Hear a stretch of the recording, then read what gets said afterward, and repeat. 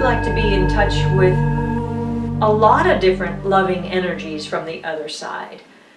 I would like to be connected to my spirit guides and to angels and to any other loved ones who have passed, or any other energies that for some reason there's a special connection with me.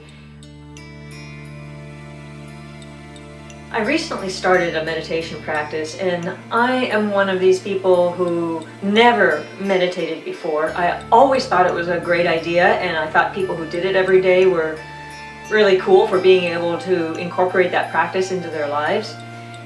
I start my meditation practice, first of all, with just breathing deeply, just to separate myself from the busy stuff that I had been doing prior to that, into the private, quiet space of meditating. So I just allow myself to take a few deep breaths.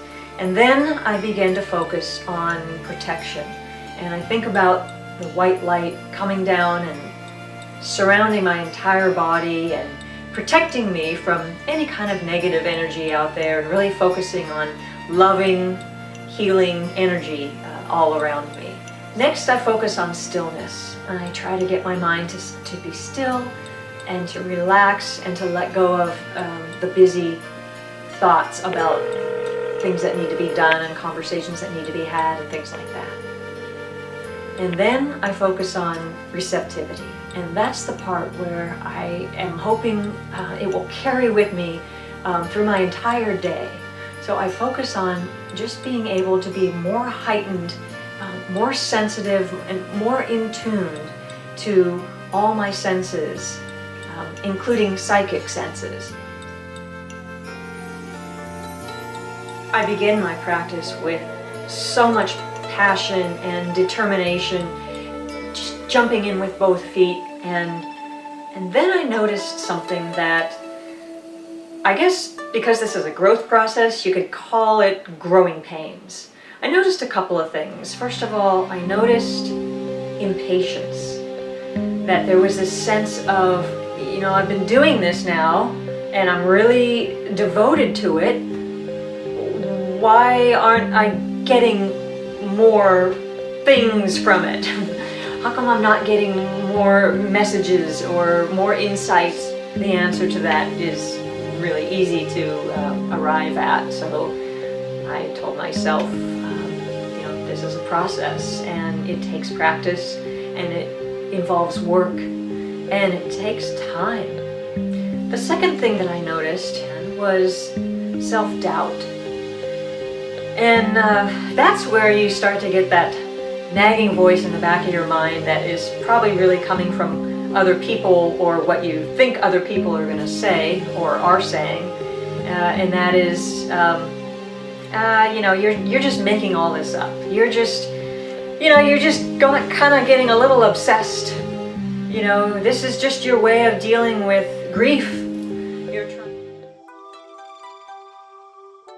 I use a prayer that I wrote, and in the prayer I start out by saying, "Dear God, beloved angels, spirit guides, Mom, and all loving beings on the other side, I invite you and welcome you into my heart and mind and into this space. I ask for your protection, guidance, healing, and love. I want to be close to you. I want to feel your presence. I want to keep our connection alive now and always. I am receptive to your love and guidance and any information you have for me. I thank you for being with me. I love you." And I go about my day. So the other day I was just going about my afternoon and taking a little break from work and just kind of doing something mindless. I think I might have been just watering some plants or something, and all of a sudden in my mind I see this different image, and I recognize it. I say, I know what that is. That's Costco. So I think, well, why is there all of a sudden an image of Costco in my mind? I have this very clear vision of what I would see if I was standing there at Costco. So then I got very curious and I thought, well, is this one of those messages I've been asking for? Is this somebody putting in this vision in my mind? Let's test it out. So the very next day I carved out a little window of time in my schedule and I ran over to the nearest Costco, and when I walked in I thought to myself, why am I here? And then another message in my head said, walk around and you'll find it.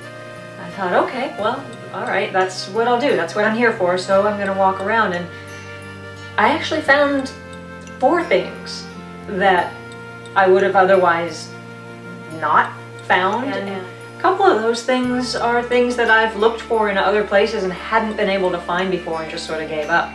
And there they were, right there. It reminded me so much of the kind of voicemail messages that my mom and I used to leave for each other back and forth, saying, oh, I discovered this really great thing. I think you'll like it. You know, when you have a chance, go out and check it out. And I've missed that.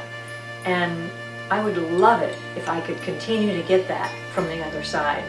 And so I'm hoping for those little just slice of life type pieces of information. I'm hoping for that kind of information. And of course, I'm hoping for the bigger information, the bigger pieces of information from the other side. I have to say I am enjoying this. It is lifting my spirits, no pun intended.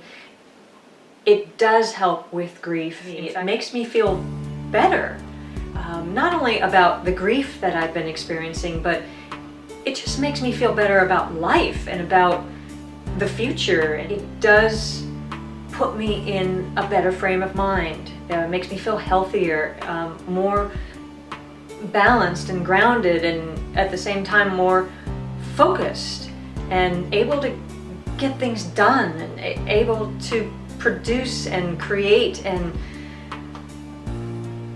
I'm in a better place because of this. So I think I'm going to sign off for now.